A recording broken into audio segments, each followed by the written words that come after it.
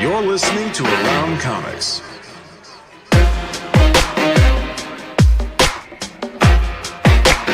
Comics.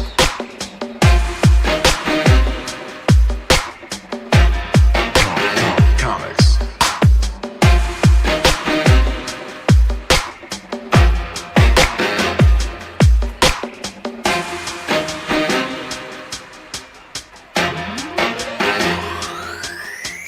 Comics.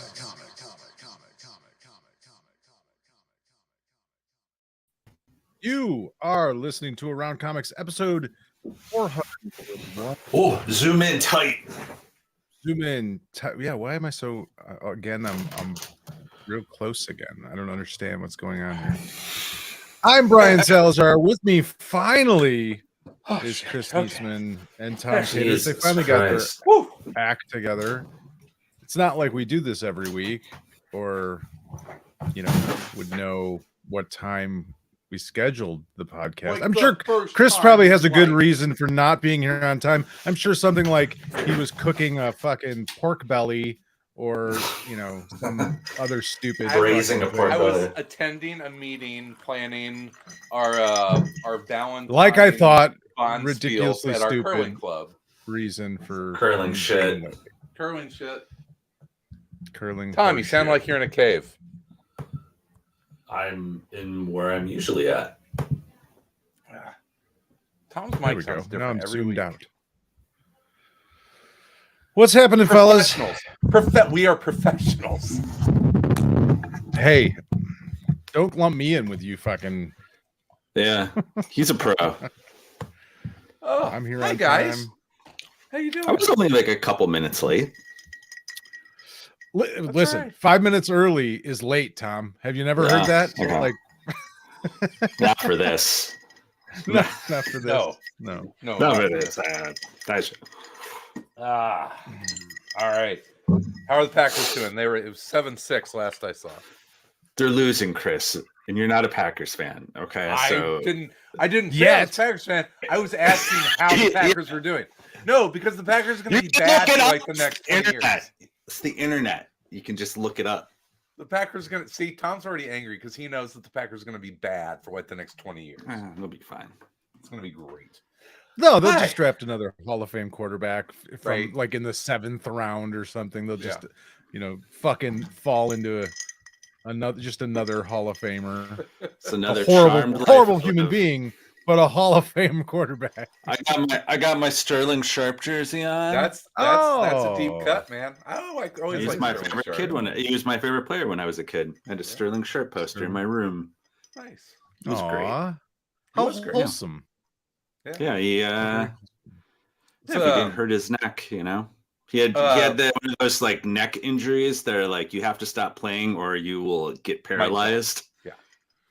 The next time you get hit. I remember that. Yeah. Shannon Sharp, his brother, right? Yeah. For the Broncos. Mm-hmm. Now X outrageous on ESPN or Fox. Yeah, or whatever. Sports. Yeah. Did you guys see? I know that. Did you guys see that ridiculous video of Michael Irvin just clowning around, like acting like? I mean, it was embarrassing. It was so ridiculous. The internet has just created this thing where you have to.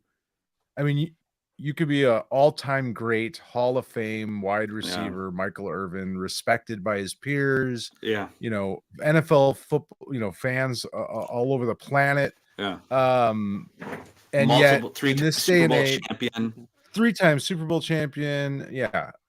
There was the whole cocaine. And yet you have to act like a complete asshole in order to get any kind of attention in this world nowadays. You just have to be like a complete idiot. Do you know what Sterling Sharp was on Twitter? All Sterling Sharp tweets about is golfing. That's it. He's like, that's all. He just tweets about golfing. That's it. That's all Sterling Sharp does. Personally, the only sports figure that I listen to these days is OJ. I pay attention to his Twitter. Watch all his videos. You know Rick Bayless or Skip Bayless, the sports guy, Skip Bayless. Yeah. Yeah. I was this many days old whenever I found out that Rick Bayless, the celebrity chef, is his brother. Yeah. I did not know that. And they don't talk, have not talked to each other in years, like since their mother's funeral. Interesting. Wow. Interesting. Yeah. You know. Yeah, just a little tidbit I found out today on the interwebs. One time on Chicago Public Television, I saw there's a show called Chicago Tonight, and they had like a cooking thing, and Rick Bayless was on, and like the PBS news anchor asked him what the difference is between a lemon and a lime. What? And you could tell he was confused. Like they're two different. Like, what's the difference between these two different things? Yeah, it's not like tomato. Yeah, it's like they're two different fruits. Like that's why they're different. Like, what is the besides the color? Do they taste different? Yeah. Did you guys know that Rip Taylor and Rip Torn were not related at all? I hate you. I like that those two guys are the two most famous Rips. Yeah, I think. Are there any other Rips? Are there any other Rips out there? The TV show Riptide. Those are the two. Yeah, that's it, right? Just Rip Taylor, Rip. That's Torn. it. I always got them confused. I always would get Rip. I always thought. Yeah, me too. Rip Taylor looks like his name should be Rip Torn because he's such a ridiculous. Which one did the confetti? Rip Taylor. Taylor, but yeah. Rip Torn. You think Rip Torn is like that's like a goofy ass pun name? That's that guy. Yeah, and it's like no, right? They're not anything alike. Oh yeah, Joe Gluzik, Rip Van Winkle. That's true. Rip Van Winkle. There you go. That's Sal, I was about to say the same exact thing that I could never keep which Rip it was straight. And like it just makes sense. Like wasn't very straight at all. To mistake those two guys for each other is ludicrous. Like that's right. Like, yeah, they don't look other than their names are both a Rip. There's no chance anyone would be like, oh yeah, is that guy or that guy? Is right. If their names were Jack Taylor and Jack Torn, you would never. It would never be confused. Never in a million years. Yeah. I think my favorite Rip Torn was the Larry Sanders Show where he played Artie, the show director, the showrunner. I loved him on that show. I love that show. I've watched that show. I just started watching it again as we were talking about like TV to kind of go to bed at, and that was a show that I've seen it. I've watched the complete Larry Sanders Show. I don't know 3-4 times now. Yeah. So I started it again though, and just because it's like, well, I've seen them all multiple times, but I still laugh my ass off at them, and just think they're brilliant. I know we talked about the show last week. I forgot to mention last week. It's also one of those shows where you can tell how much more money they started spending as you're watching it. Like the first episodes are so like cheap. Like like the way they're shot, and then all of a sudden you're like by the end you're like, oh wait, like this looks really nice. Like it's a little jarring to start at the beginning and be like, oh man, this show looks like shit. Like I wonder too if it was just sort of like HBO shows. It was a pretty early HBO show, and if it was just a matter of right. Yeah, but must have been because like it did by the end, it looked like TV, and it was only TV 5 seasons, something like that. I think. Yeah, so it's just wild. Like it was Because my wife drink it, you pussy. That's my favorite line from when he's handing out the salty dogs. Drink it, you pussy. Drink it.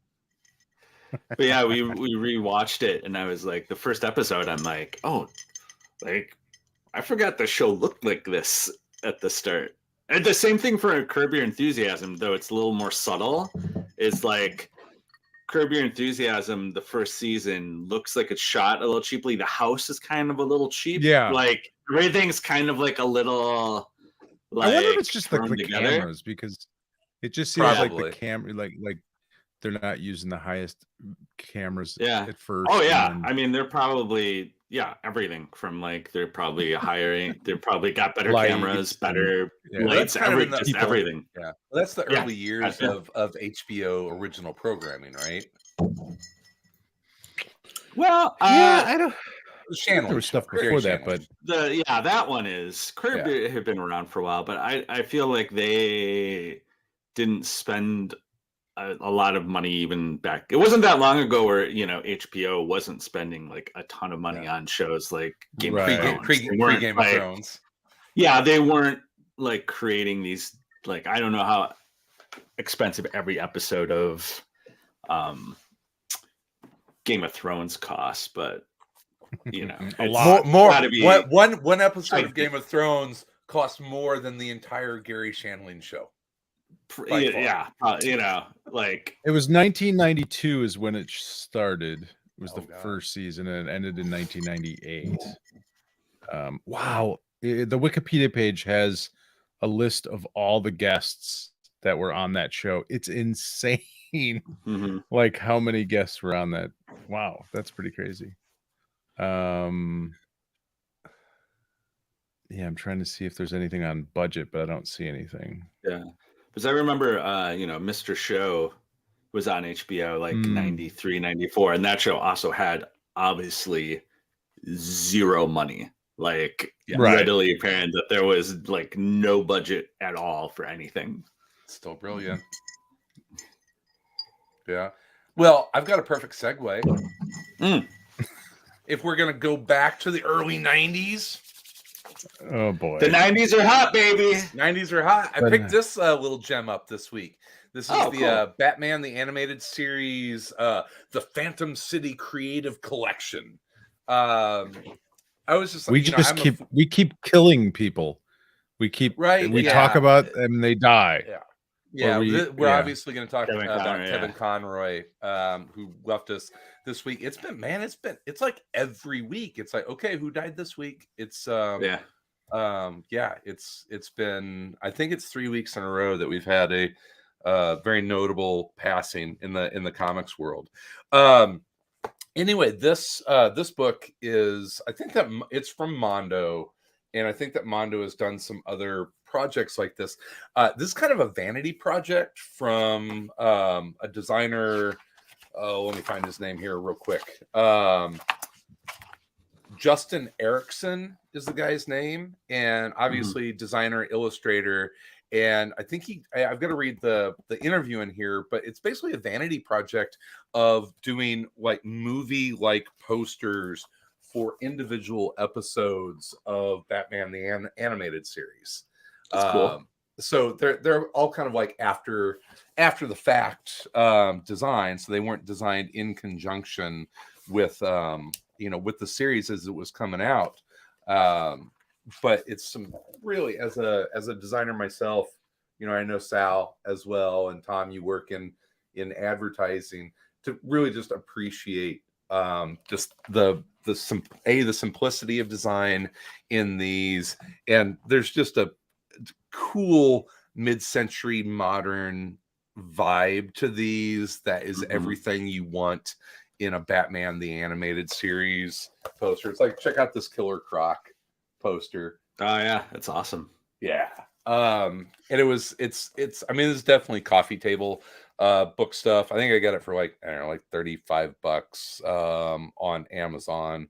MSRP $60, but don't pay that for it. Yeah.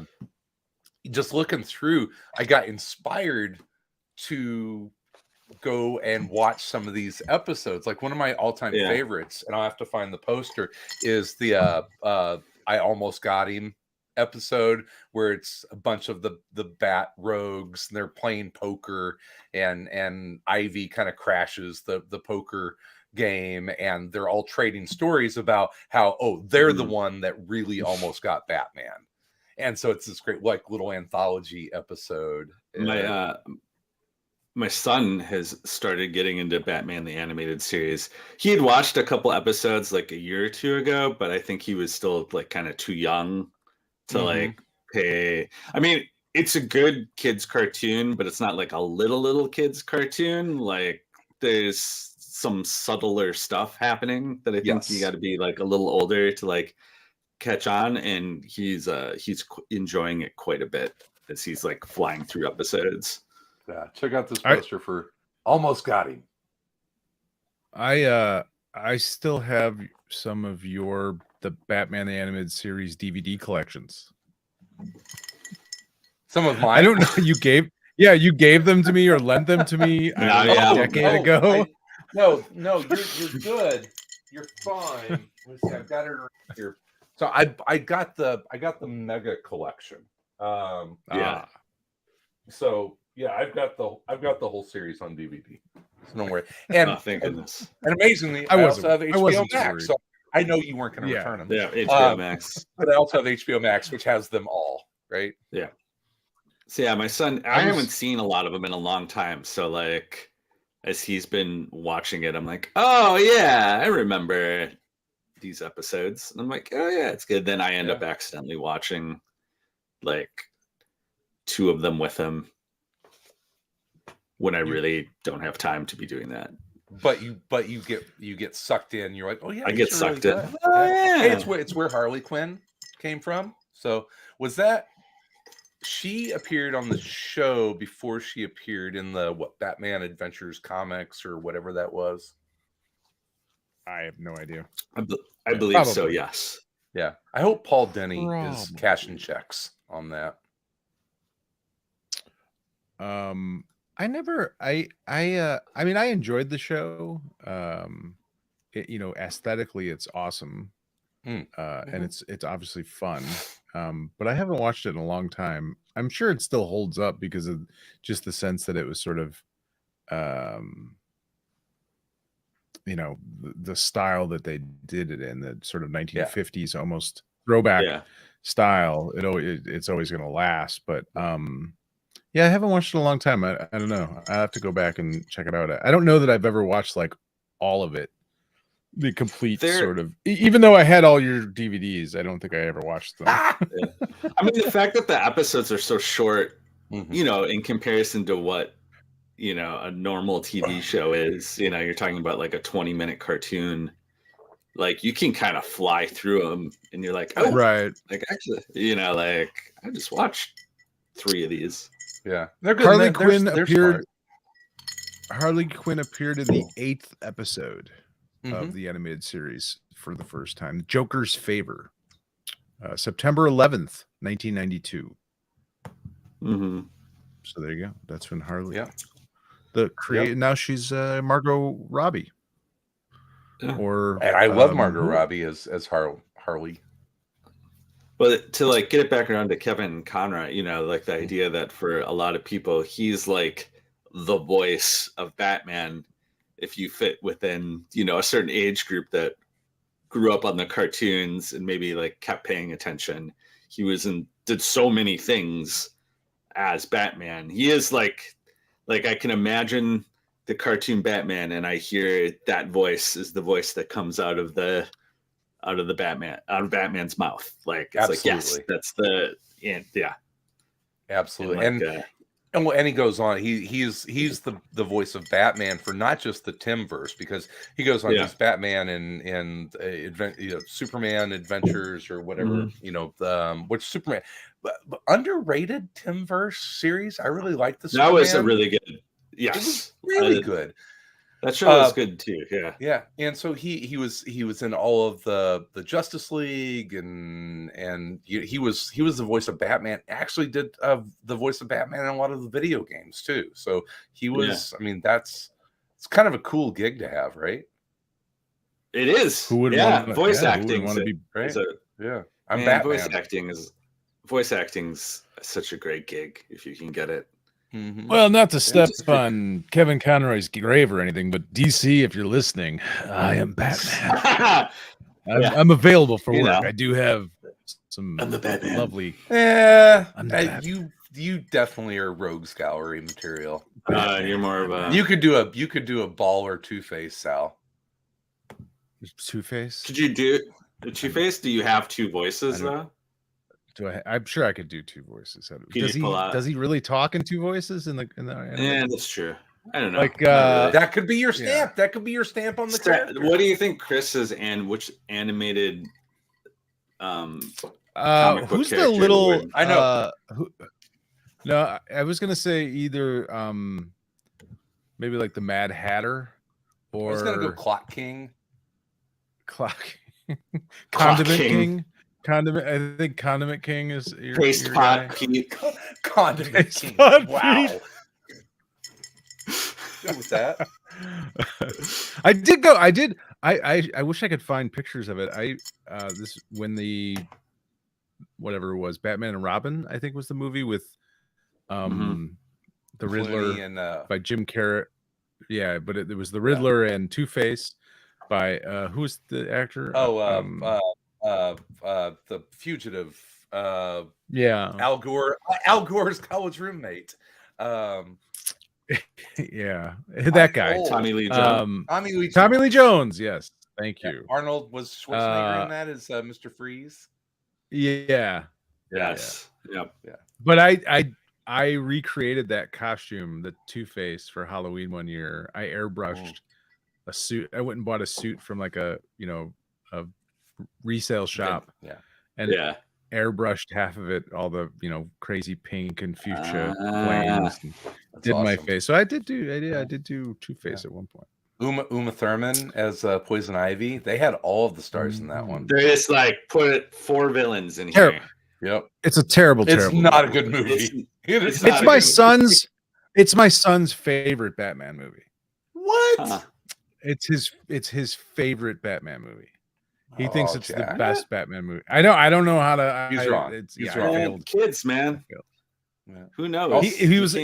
When he watched it. I don't know. He was probably like 9 years old garbage. when he first. Yeah. Now, to his credit, he does say that Uma Thurman is the best part of that movie. So I don't know. Maybe that has something to do with it. There you go. Tommy Lee Poison Jones is Ivy. pretty good. Yeah. Tommy Lee Jones is pretty good. Yeah. I did finish up. It's terrible. I finished. I did finish up Gotham Knights.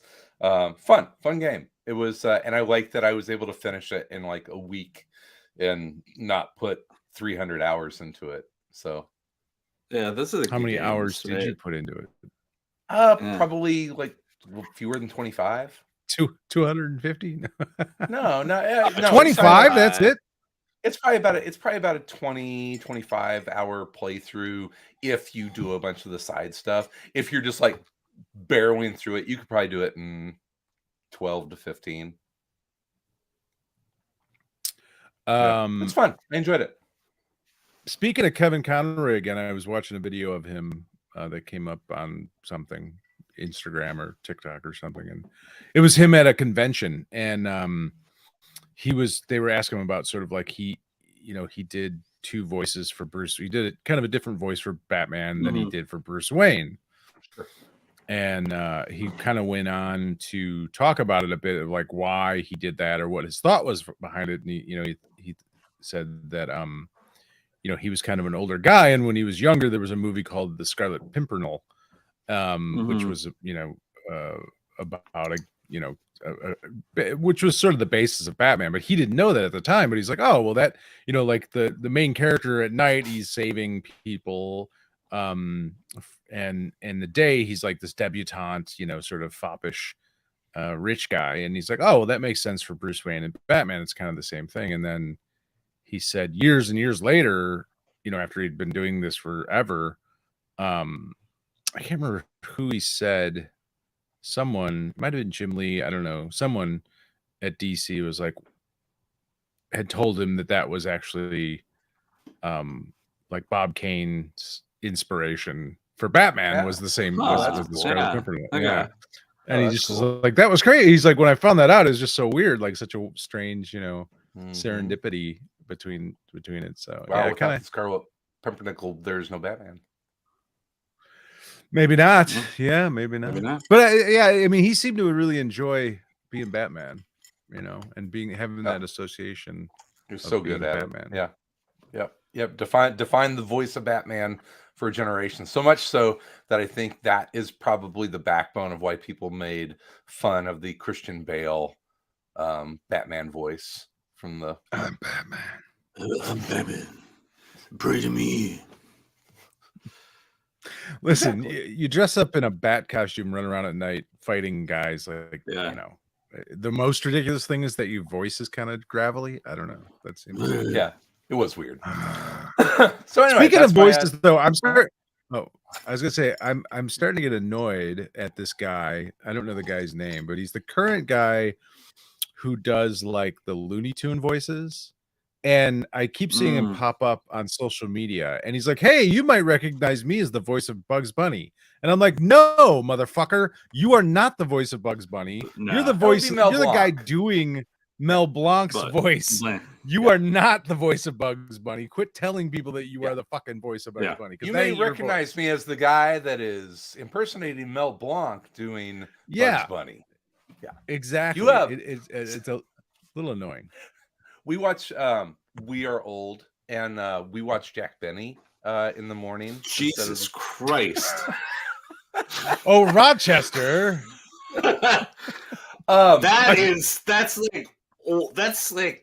That's grandma and is grandpa shit. old- Yeah. Barely. Yeah. Grandma. You got the- that's getting Are you up on the roof with the fucking aerial, like putting tinfoil on the So bunny ears? What the fuck Marta are you Marta watching? doesn't like to watch news right off the bat because it's all like, you know, if it bleeds, it leads. So Jesus we Christ. enter the day with either Murder She Wrote or Jack Benny. Mel Blanc. What fucking channel can you watch old Jack TV Benny's on? Land, dude. No, it's or something. I don't know. Coffin Honestly, I don't- TV. The thing is, we don't get it on cable. We don't get it on satellite. We have to go to the over-air broadcast. It's straight out yeah. of Florida. It's a Yeah, cable it's- network out of Florida. Is No. it like a Pluto TV channel that's just like nobody owns the rights to these because everyone involved is long dead. Is dead. But dirt. Mel, No. Mel Blanc was a regular on the Jack Benny show. He was on there all the time. Oh well, he was on Carson. He was on, yeah. He Oh, was yeah. he was on a lot of. Unfortunately, he's on Benny a lot, playing some pretty cartoonish. Mexicans. Yeah, a lot of that. A lot of that. So that's how you guys like to spend your mornings, is Watching watching culturally like, inappropriate. like Jack Benny watching episodes. like weird. Joe G says. like- Joe G says, "When does Amos and Andy come on that channel?" yeah, just Chris and Marta just watching, just like these, just like Hey, let's it's start. great, Let's start. except for like the racism. Hashtag Al Jolson Wednesdays. Back, Chris is just like, finally entertainment the way it used to be when it was good. You guys Hey, moved to hey, rural he's Wisconsin and you're watching Waukegan, whitest- Waukegan's favorite son, man. It's Who's that? Tactical Waukegan, right? Chris. Jack Benny? Tactical Chris only watches Golden Age TV when I don't When know it if was I still good. have my glasses. Make TV great again, people knew Tom. how to take a joke back then. People. Yeah. So yeah, Wow. that's how Marta and I spend our mornings. Wow. There you go. Okay. See, it's the super liberals like them that they hide behind. Well, we're gonna volunteer at the voting booths and we're gonna go campaiign, and then we're gonna What watch the fuck are you fucking Amos talking and about? Andy What on do the you- weekend. I'm not watching Amos and Ann. I'm watching Jack Benny. And if you want to, I mean, this is like true story. Didn't he like have a Rod- slave? Didn't Jack Benny have a? No. What? He, Who no, was so Jack- Rochester? He's Rochester not was a that old. slave. He's like James. Wasn't He's like a James Rochester Madison his old. slave? All right, so I mean, honestly, read up on it. I mean, It's like Jack our Benny, forefathers. Jack It's like, Benny came out of for Rochester to be on TV in the 1950s was a huge fucking deal. That Jack Benny, I mean, seriously, Jack Benny. Chris, worked in I know vaudeville. it's Jack Benny. Chris, Jack Benny. It's fine. It's fine. Oh, I cannot believe on this fucking show I'm gonna have to defend Jack Benny. My God, what's I think happening? Suntress wants you on his show soon to talk about a Jack Benny retrospective. I hate you all. You go ahead. Which one of the 12,000 here. Jack Benny episodes is your favorite one? I don't know. No, Jack Benny. You know, I not that I've watched Jack Benny in a long time, but I've certainly seen enough Jack Benny. I think in my lifetime. Goddamn American hero.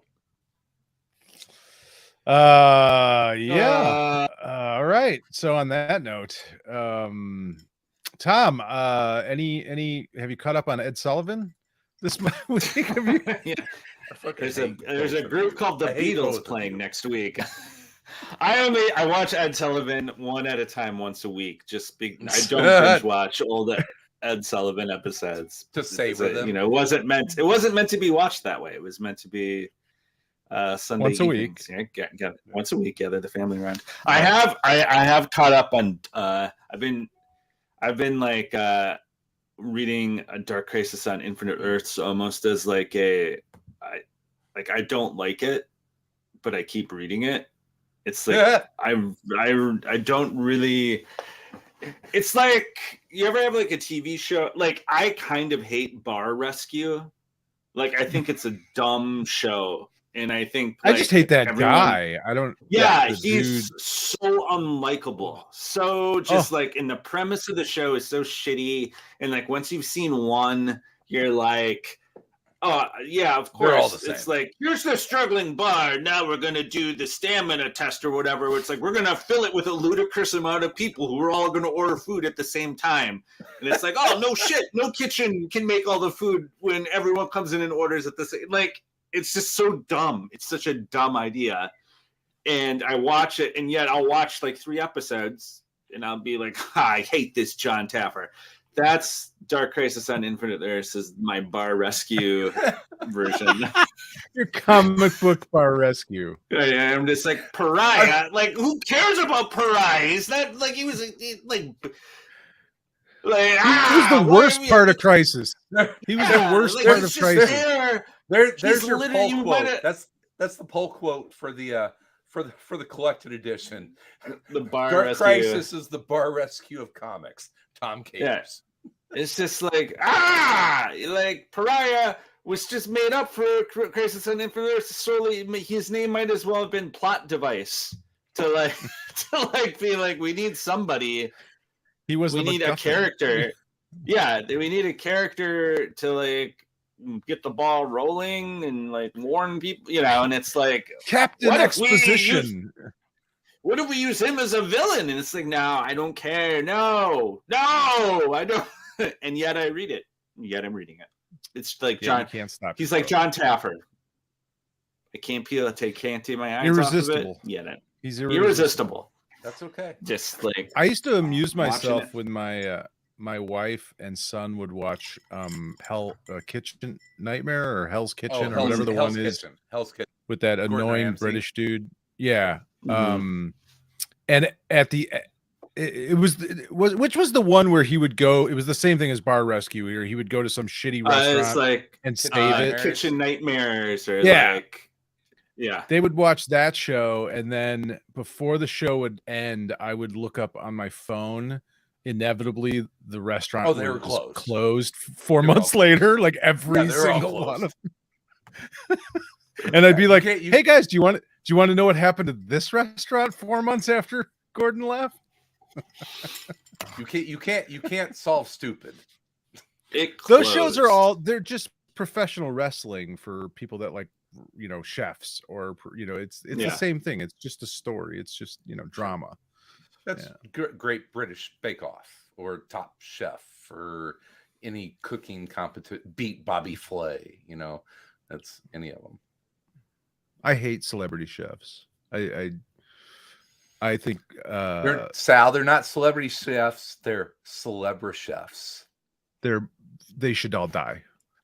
I hope they all choke on something like Paul Hollywood in the Great British Baking Show. Like his name's Paul Hollywood, and he's like, yeah, but he's like, yeah. Defend him, Sal. I want to hear it. Defend him. I do kind of like Paul. Well, he's all right. I like the way he says butter, but that's about it. No, I don't watch any of those shows. Yeah. He's gotten more Butter. tan every year. Buttery. He just gets tanner and tanner. It's I like the just laugh cameras, at all man. More money, more tan. I just I don't know. I get it, but I just don't understand why we got to this place in the world where people give a shit what chefs have to say. Like I just don't understand it. Everybody eats, right? Yeah, everybody cooks. Yeah. Who fucking cares? Everybody some eats. jerk off. No. My daughter, everybody cooks. My daughter loves Great British Baking Show. Mhm. But she just likes watching how things get made. Like those ones. Ooh. The British ones aren't as bad, I don't feel, because they're not as like trying to be dramatic. You know what I mean? They're just there's a lot less like, less like dramatic. Oh, this is the most important thing in the world because I'm a chef. Yeah, fuck off. It's very nice and relaxing. It's like a very nice, relaxing show. Yeah, it's nice people being nice to each other and like making cakes. Yeah. That's delightful. Yeah, that's a little more pleasant. It is. It is kind of delightful. You know what else is delightful? What else? Dave Wachter. His art is. His art. No, he's also delightful. He has his moments, but I consider Dave delightful. Delightful. Yeah, Dave's. I don't know if I would. I love Dave.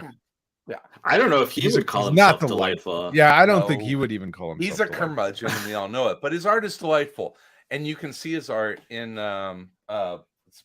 Blade. What are they calling this thing? I gotta find it. You should be prepared for your segue. I'm not. Oh, we have an update. We have a sports update. Breaking news. Yeah, oh wow! I saw that. Yeah. You guys beat the Cowboys last week, though. I was surprised about that. Yeah, so was I. Okay, that's gotta get the worst draft pick. Any given Sunday, you know. I'm rooting for him to win. I'm rooting for him to win. What is the Dave Wachter book? It's you have no idea. I'm just going off memory. Jesus Christ, Chris. Blade. Jack Benny, number 4. No, it's Blade. Vampire Nation. Yeah, it was. I didn't know the state of vampires in the Marvel universe. Apparently, this is coming out of the pages of the Avengers. There is like Dracula is now kind of like a Doctor Doom figure, and there is like a sanctioned vampire state in the Marvel universe. It's near Chernobyl, apparently. And Blade is the sheriff of this area. He basically works for Dracula now. And this episode is it's a nice little murder mystery. Is Chris Claremont writing this? No, he is not. But it sounds like a Chris Claremont. No, it's it was a nice little Blade is a cop.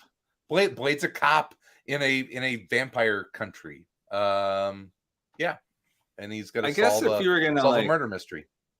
Put vampires, I give them their own country. I guess like Chernobyl would be a good spot to do it. They're undead, right? Like the radiation is going to affect them. Yeah. Well, yeah, wouldn't it? I don't know. Yeah, I don't know how radiation affects the undead. It's not going to kill them. Well, but could it just like deteriorate their flesh? I mean, maybe that'll be one of the story arcs. Maybe. What does radiation do to vampires? Actually, the vampires wear radiation suits in part of this, so I'm thinking it's probably not good. Oh, yeah. So let's see. Well, I figure they don't like UV rays, so that would make sense. But yeah, it's it's cool, and Dave's art is awesome in it. Oh, it's Mark Russell. Mark Russell wrote it. Yeah, Mark Russell. Yes. Oh, there we go. Oh, then it's probably the pages. Rad. Yeah. Blade Vampire Nation #1. That's what I said. Yeah, there you go. Nice. Yeah, it's cool. And Dave's art is great. I seeing him doing mainstream Marvel stuff is awesome. His Iron Fist was great, and I hope they keep him working because Dave's a great artist. Man, he worked so hard to get where he is, and I love seeing him getting rewarded for that. Everything's coming up roses for old Dave Wachter. Love it. Love it. It's great. It is kind of funny now seeing him, like his last few books have all been Marvel, right? So that is yeah, he was an indie guy for a long time and jumping around from a lot of different places. So yeah, you're right. It's cool to see him getting consistent and seemingly high praise, it sounds like, for his Marvel work. So it's good stuff. I think he definitely used Turtles to springboard, because his Turtle stuff was really good, and I think that's where hopefully a lot of the big two editors probably started taking note of him. So he that guy has paid his dues, and it's and he's good. He's good, and he's delightful. He's a delightful. Well, no, he's not. But we love him. Not. We love him anyway. We do love him. But delightful. It's part of that Pittsburgh Mafia. Is there one? There's a Pittsburgh Mafia? Well, it's Sholey and Pritzker and Rugg are all Pittsburgh guys, and Dave's there too. So there you go. Pittsburgh's got some great comic creators in it. Pittsburgh. I read that Paul Dano, the guy who played the Riddler in the Batman, the latest Batman movie. He's the bad guy, the Riddler. The actor Paul Dano, he wrote like a Riddler Year One comic. And I read the first issue of it, and it was good. It did. The only thing I would say about it, I really enjoyed it. I liked the art a lot. It had a very sort of like frenetic, almost like Ben Templesmith sort of feel to the artwork, which worked really well for that Riddler. And initially it's not the Riddler, it's Edward. His name's not even Edward Nigma, it's Edward something else. I was gonna say Norton, but I don't think it's Edward Norton. But Norton. It's Ed Norton. Riddler. But it's him, it's his origin story essentially. In Gotham, he's a forensic accountant and not a very happy dude. But it had like a 7 or like a like I said, a Ben Templesmith, just that sort of like scratchy, itchy, crazy looking art that I liked a lot. Frantic. And I thought it was done. Yeah. Like a frantic mind. He's got a very frantic mind, and so the art fit that really well. And the story was good. The first issue.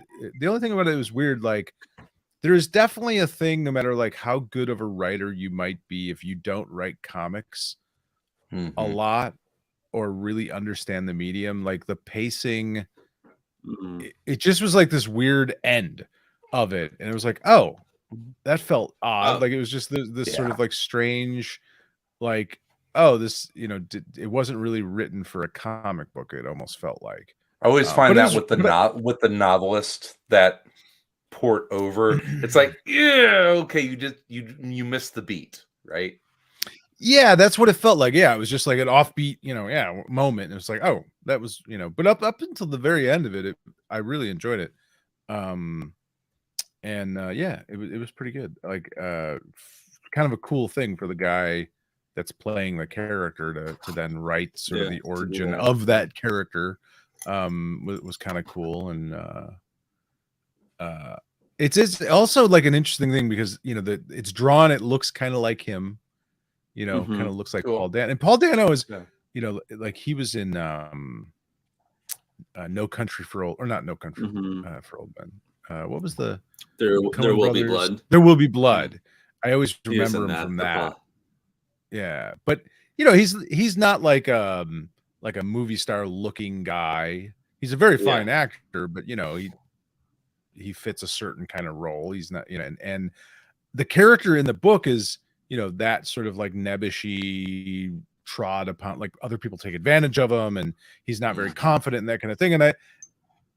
And I don't know, there was just sort of like a moment as I was reading it, like thinking about Paul Dano as an actor, and sort of like, I'm wondering like what his, did he struggle trying to become an actor? And I mean, the guy's had some pretty impressive roles and he's a very good actor, but I wonder if like he's had that struggle, that kind of, situation. Like you're surrounded by beautiful people in Hollywood and you're trying to become an actor and you're just, you just don't look like Brad Pitt. Most of us don't, like, but in that world, like it's such a difference maker. And it's like, you always got to appreciate a guy who doesn't look like Brad Pitt or George Clooney or something that then becomes a good actor, becomes a famous actor is pretty cool. Yeah. So I don't know where I was going with that. It was just a random thought as I was reading it. Like, thank you, Paul Dano, for being an average looking dude who's in movies. And a confident writer. Average. Yeah. Thank you. I salute you. Cheers. I feel like I have my I feel that way on, about like, you what? And I feel like I'm doing a bit of an impression of the guy who won the Senate from you're looking a little John Fetterman. Are you wearing? Yeah, I got a little Fetterman. Yeah. Are you wearing shorts? Shorts. Yeah, for sure. Yeah, you'll never see it, but I am. Jorts and flip flops. I'm thinking about running if he shows up on the Senate floor in flip flops, shorts, and a hoodie, I would imagine be a fan for fucking life. They will not let him enter the Senate. Yeah, there's probably a dress code. I believe so. Probably. Did you get not to go off on another tangent, but did anyone happen to watch Saturday Night Live from last weekend? Dave Chappelle was the host, but but there was I haven't watched this season at all, but I watched that episode, and there's a lot of new cast members, and I don't know the girl's name, but there was a new cast member, very young, very funny girl that came on the Weekend Update as like a. Sarah Sherman. She almost seemed like, I don't know. Yeah, I think that was her name. Yeah, it's Sarah Sherman. She did this whole bit about Fetterman that was hilarious, but her whole thing was really funny. It was really good. Like she was like a 90s VJ sort of is what it looked like. It kind of felt like, but she was really funny. She was very, really good. Yeah, Sarah Sherman's pretty, and she's the one that just always gives Colin Jost a hard fucking time, right? Yeah, yeah. Well, everybody kind of does that, I think. Yeah, of course, because he deserves it. We love it. He's married to ScarJo. What's her name? Yeah, ScarJo. Mm-hmm. Yeah, I love it whenever Che has ScarJo jokes built into Weekend Update, and it's Che Guevara. Yeah, great comedian, very funny man. A lot of people don't know that about Che Guevara. Yeah, not only a revolutionary, but a comedian. Pretty funny guy. You guys want to wrap up? You want to wrap up with some Star Wars talk? Star Wars, nothing but Star Wars. Star Wars. So, Tom, after last week's show, if we'd known about it, Sal and I would have just like hit the record button again. We spent almost an hour talking about Andor. It was 45 minutes. It was a hard 45 minutes. It was a hard 45 minutes. Hard 45. Talking about one episode of Andor.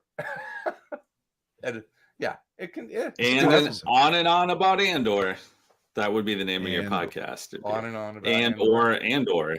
Yeah. No. Which is Andor and more. Andor and more. Yeah. More Andor. We talk about like the embarrassment of riches that we have as like geek culture and especially comic book fans right now. You can't keep up with all the content out there. It's great. But as a Star Wars fan, I'm geeking out so hard on so much stuff. Con, you had said, are you reading the Han Solo and Chewbacca comic? Yes, I am. It's really good. Yeah, not surprising. It's written by Mark Guggenheim. Yeah, that's good. Yeah. They do a good job with it. The Googs. We've had him on before. Yeah, they do a good job with it. It's like fast paced, like something's always happening, not too heavy, like kind of they use the pew pew turns. pew sound effect Yeah, a lot, which it's is good. It is. It's a really nice Star Wars comic. It's like, I was thinking kind of about how like Star Wars has really become almost more of like a comic book universe, whereas like there you can tell all kinds of stories. Like you can tell your space wizard story if you want to tell a Jedi story, or you could tell like the story in Andor, or you can do Han Solo and like all those things. When people are like, that doesn't feel like Star Wars. Like I feel like what does Star Wars feel it's like? hard to define anymore, because they've kind of expanded like what Star Wars feels like, in different formats and different types of stories. Yeah, and the Han and Chewie book is really just, it's an action adventure movie that takes place before episode 4. This is as their friends, like Greedo is alive, and it gets into that beef between he and Han. I mean, there's history there, and they actually have some characters that show up in later movies that you're like, oh, okay, that's kind of cool. Yeah, it's good. It's fun. It's well done. I'm always like, like that was a pleasant read. I enjoyed it. Yeah, totally. That fun. was not terrible. Yeah, it's not Bar Rescue for me, You actually enjoy reading it. You don't do it for I read it torture. and I understand why I read it, and I'm not like punishing myself. You guys want some listener feedback? We have some listener feedback. I love listener feedback. Yeah, listener Stop feedback. podcasting. No. Okay. This was on Twitter. Tommy Flick tweeted us. He said he watched the League of Extraordinary Gentlemen movie after the League talk on our show, and his girlfriend wondered if it was intentional to look like an old-time cheesy adventure movie. If so, then it's brilliant? ? First of all, you don't have to pretend like you have a girlfriend. Tommy Flick, we know if you're listening to Around Comics, such a jerk, and watching the League of Extraordinary Gentlemen movie at night, you probably don't have a girlfriend. No. Yeah, of course. Yeah, it was meant to be like sort of like, like I think Indiana Jones-ish, that serial. Yeah, well, I don't know if it was a necessarily Victorian. I mean, the story is set in the Victorian, but I don't know if I don't know if the movie had that meant to. It had like a neo. It got Victorian. But I think it had a serialized sort of adventure. Yeah, I think that was the original vision, was that it was going to be a very Victorian era superhero movie. And we had talked to James Robinson about this, and it's not like it was exclusive. He had talked with other people about it. The thing that happened with that movie is that before it went into final production, X2 came out and was a huge hit, and they got pressured by the studio to have a lot more leather and kind of X2 it up. So that sounds like James Robinson. That sounds like James Robinson making fucking excuses for a shitty movie. Yeah, but always the studio. Always the studio's fault. Sure. No, but I think that was the original vision, and then stuff happens. But yeah, I think X2 had an impact in the visuals anyway of the movie. But thank you, Tommy, for tweeting us and listening to the show. We appreciate it. I got an email here from John Van Atta. He said, "Hey, I was listening to my favorite Public Enemy song, quote, or Brian Wilson was a hero to most, but he never meant shit to me. When I got to thinking about Tom's question about the lack of Avatar and Andor memes, could it have something to do with the lack of interconnectedness? I didn't realize how much I'd appreciate the almost complete lack of Easter eggs in Andor. Not having the nostalgia button pressed over and over and not wondering who's going to show up feels surprisingly relaxing. Is that part of why it's talked about less? Less speculation about which parts of our collective knowledge will be referenced or how it connects to other things. Avatar is connected to nothing yet released. Can you think of a 21st century standalone movie, meaning that it's not part of a franchise, shared universe, or an adaptation of something popular that has worked its way into the public imagination, something that has memes and lots of people have seen? Downfall fits the former, but not the latter, and that's 18 years old. Thanks so much for all the years of entertainment you've provided. So happy you're back, and I'm loving Film Force 5. John in Brooklyn. Oh, Well, thank thanks, you, John. John. That's really nice. So what do you say to that, Tom? Whew. I'd have to think about it. I mean, I think part of it is probably that Great email. the most memed movies are movies that are older because more people have seen them. You know, like I think about stuff like, I had an argument with my wife about something where we were talking about Mean Girls versus some other movie, and I was like, there's so many more. We were talking about which movie had more like memes made from it, and I'm like, it's Mean Girls. Mean Girls obviously has more, right? Like now I'm thinking about what movies are the most memed. Well, And this I don't know is about bad movie, audio like, because now my brain is but I'm sure there's some thinking. level of it that's just like familiarity. I know the Right. ones I Yeah. use. There's a lot of Braveheart, a lot of basketball. I use the bold strategy cotton Oh yeah, meme a lot. So Yeah, but once again, that's how many years old? a lot. It's Yeah. very old. We're I don't know. old. It's like 5 years We're ago, man. old. I would say like Stranger World. Things, I mean, is very memed and wormed Mhm. its way into public consciousness. Game of Thrones, but that's based on a book. But yeah, I mean, Stranger Things is all nostalgia. It's not technically linked to anything, but it is all nostalgia. So that kind of maybe voids it from the discussion. We'll have to think about it and get back next week. Yeah, I want to. We'll Yeah, think about I want to deconstruct that email and chew on it a little bit. It's great.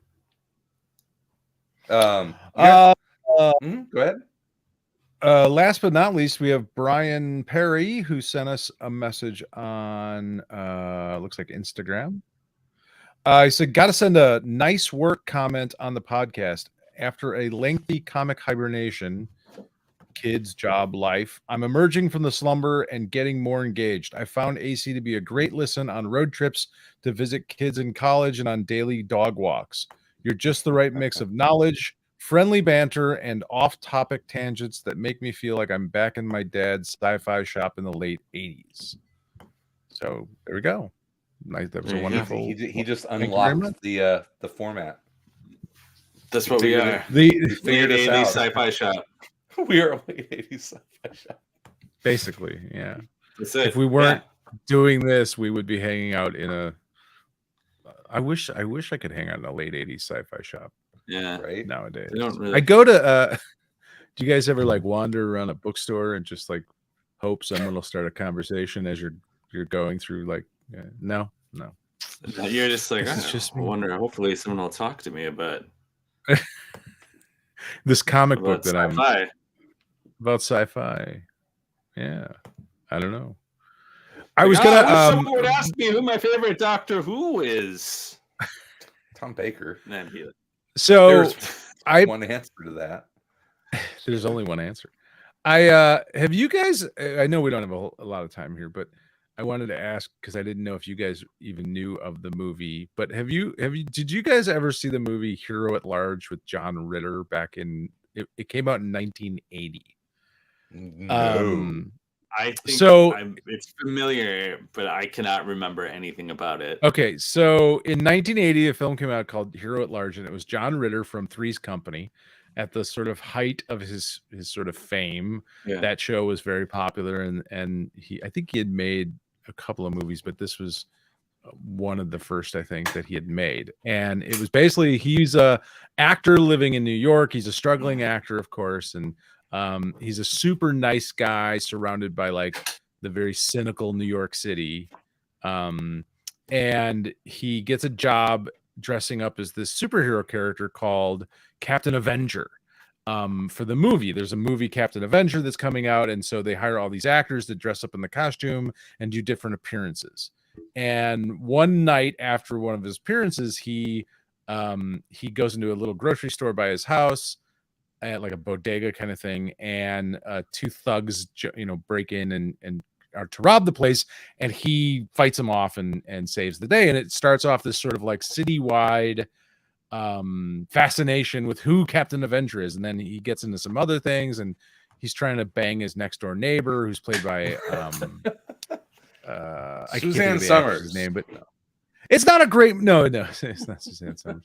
It's not a great movie. But I remember it very fondly as a kid, seeing it when I was probably like 12 or 13 years old, and I probably saw it again when I was maybe in my 20s and hadn't thought about it in forever. But I mean, it was a superhero. I mean, technically, like it was a very early kind of movie to have anything to do with superheroes. I mean, it was about this character, Captain Avenger, and but the weird thing, like, so I'm reading Quentin Tarantino's new book that just came out, Cinema Speculation, and he's talking about all the movies that he loved from the 70s when he was a kid watching all these movies, and he goes into detail about a lot of them, and he talks about other movies based on like who made what or whatever. And one of the movies he talks about is Paradise Alley, which is directed by the same guy who directed Hero at Large, and he mentions Hero at Large in it, and I've never heard anyone ever mention Hero at Large, but the fact that Quentin Tarantino loved Hero at Large, of course he did. I don't know, there was just something so nerdy about that, and that I love that out of people that have never even heard of that fucking movie, but Tarantino loved that movie and mentions it in his book, is just like, oh, that's such a weird like nerd fucking connection, but it was like, oh yeah, I do remember that movie. And I remember, like, I mean, in 1980 Batman hadn't come out yet. I mean, there was no superhero movies, there were no comic book movies in 1980. Some like Roger Corman stuff, maybe. Yeah, right. But I didn't see that stuff, at 10, 11 years old. Bad stuff. But yeah, if you ever get a chance, I don't know where you can even find the movie, but it's not a great movie. It's kind of a it's a very John Ritter kind of movie. He plays a very nice kind of guy, and uncomfortable humor. He is the butt of most of the jokes. No, actually, in this he's not so much. I mean, to some degree he is, but it's not like really slapsticky or anything. It's not like Three's Company. It's actually a little better than that. I mean, it's kind of a romantic comedy to some degree. He's trying to, he but it is weird. As I'm watching it, whenever you watch a movie that's 20, 30 years old, whatever, 40 years old at this point, there's always going to be things in it that are like, oh, that's kind of odd looking back on it. And it's like so he's in his apartment, and this woman moves in across the hallway from him, and he kind of, goes and makes up an excuse to go and talk to her, and then hits on her, and she kind of, politely declines to go out with him. And then like 2 nights later, he has this thing at the bodega where he, and he's really excited about it. He wants to tell somebody, and his friend's at a party, so he can't tell him, and his agent doesn't answer his call. So he decides to go to where the woman is working, because she happened to mention she's in commercials and she's filming a commercial at Sardi's. So he goes to Sardi's to surprise her and like tell her about his, crazy night. And I'm just like, what the fuck kind of psychopath would do that now? You know what I mean? Like she already turned you down, and you're gonna go stalk her at her place of work. Jesus, dude, take the hint. Yeah, I was kind of a. It's like, that shit might have flown in the 80s, but I don't think you can get away with that today. Yeah, kind of creepy. But it was it's a decent movie. It's not horrible, but I just had to kind of bring that as a superhero movie. Captain Avenger, yeah. That was Captain Avenger and Captain Chaos, Dom DeLuise in Cannonball Run. Those were like the only Yeah, kids, there superhero was a stuff. time when all we had was Captain Chaos in a Dun, weird, dun, a weird dun! tertiary role that was our comic book movie experience. Didn't have any still of this think someone Avengers Endgame shit. No, Captain Chaos. That's all you had. You That had was Dom it. DeLuise in a Yeah, cape and a mask, running around in a van with like, what was the doctor? What was I can't think of the guy's name. The crazy doctor. It doesn't matter. Oh, It doesn't I can't. matter. Yeah. That's all right. Sal, what's coming up on Film Force 5? Film Force 5, we got, our latest episode, by the time you listen to this, our latest episode will be top 5 Nick Cage movies. That's coming out. Surprisingly good episode. Yeah, that was a fun one. That was a good one. Yeah. That was, yeah. He's been in over 20 movies, so there was a lot of shit to cover. 20? He's been in like 100. Yeah, it's a lot. It's a lot. It's he's been in a it's lot like of 103 or something, right? Yeah, it's an insane amount. Yeah. And then after that, I think we have a special guest. Braxton is joining us to talk about the best private PI investigator movies. Yeah. PI movies. I did tell him that we made the rule that the main character does have to actually be a private investigator. Can't be a cop. Can't be a cop or like somebody that just falls into investigating, because there's plenty of those movies.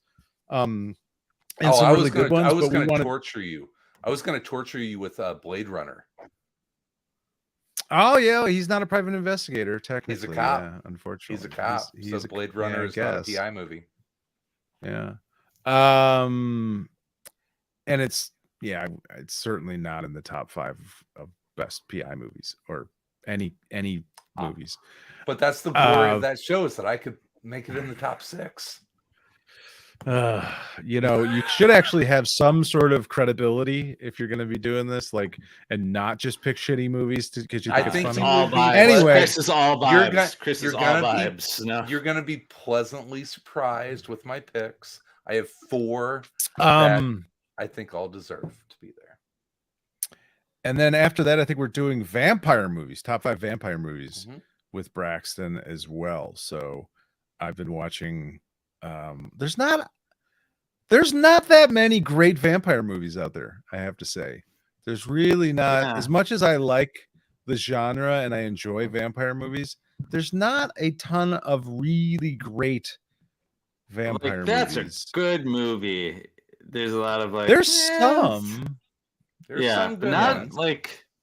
not a bunch. Not a lot of great. So that's going to be an interesting conversation, because we're going to come up with 8 somehow, and we got to whittle it down, and then whittle it down to 5. So yeah, because there's 4 of us on the show, so that'll be interesting to see with a guest. We haven't had guests on before, so this will be the first time. I'm looking forward to it. We have a check that out. What's the web address and all of the socials on that? Filmforce5.com is the website, and you can find it obviously on Apple Music and Spotify and all those places. Just search for Film Force 5. We have filmforce5pod at gmail.com is our email address if you want to send us an email. Instagram, Twitter, all that stuff, you can find that on our website. So it's fun, and we might even get Tom on there one of these days. Maybe. Top 5. Yeah, what would that be? What would be a top 5 movies taking place in Wisconsin? Top 5 Harrison Ford movies. Oh, that would be good. All right. Yeah, that will be a good one. That would be good. I'm down for that. Interesting. Yeah. Star Wars 1, 2, and 3. Indiana Jones 4, 1 and 2. The Fugitive 1 and 3. I'm a big fan of what's the one with him and Anne Heck? Pilot. Moment of Silence. 7 days or something. Or Air Force One. No, she wasn't. No. It was like his. It was like his last romantic comedy before he got too old to do such things.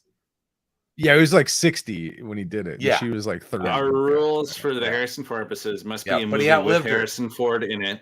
Harrison Ford must be in the movie. Apocalypse Can't just Now. mention Harrison Ford. That's he is what's in the what's the early Lucas one? We do The 50s, the THX Happy Days. 1138. The Physical Graffiti. Yeah. American Graffiti. American Graffiti. Yeah, he was in that. That's a great movie. Yeah. But but I think we talked about that. Like, it should be a movie that person is sort of the main, because we, more significant like role than. Yeah, Will picked Moonstruck as a Nick Cage movie, and and we said that's a Cher movie. That's not really a Nick Cage movie, but that was your beef. That was your beef on The Rock. He's significant enough in that movie, I think, where like you could put it in a list of like movies. Nicolas Chris Cage picked is The in Rock that, over Con Air. Is all I can say. Is that's he picked The Rock is a much better movie than Con Air. Over Con Air. That's insanity. That's what my backup pick was if I hadn't gone with The Rock was going to be Peggy Sue Got Married, and we would have gotten another. Is that a Nick Cage movie? No, he's barely in it. He's in it all over the place. He's her husband. He's her boyfriend. It's not about him. No, it's not. But no. That's okay. Terrible. It's a good movie, and he's been part of it. Blade Runner 2069. This is the kind of conversation that you'll find on Film Force 5. So check that out, filmforce5.com. I don't know if we have next week, Thanksgiving. We may take the week off. We haven't talked about it. Not for sure. I'm going to be in South Bend, Indiana. Sal's going to be, carving up turkeys. Tom's going to be trying to corral his kids in a car somewhere, probably. So yeah, I don't know. Probably no episode next week. We'll figure it out. Have a safe, happy, wonderful Thanksgiving. We'll join you afterwards. In the meantime, in between time. Thank you, Sal. We'll be everywhere. And around comics. Again, gobble gobble. Top 5 Gene Hackman movies. Top 5 Jack Benny movies. I think we get both. Is there 5 Jack Benny movies? No. He did movies, right? Jack Benny did a bunch of movies, didn't he? Sure, he did a bunch of. I don't care. Oh, sometime we should do like top 5 road pictures, though, like Dean Martin and Jerry Lewis road picture, kind of Fred Astaire and I'm the old guy.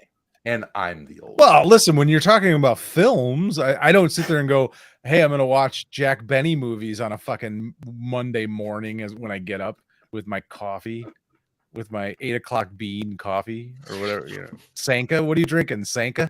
While you're watching Jack Benny? I drink tea. All right. Okay. All right. Bye. Bye. Bye.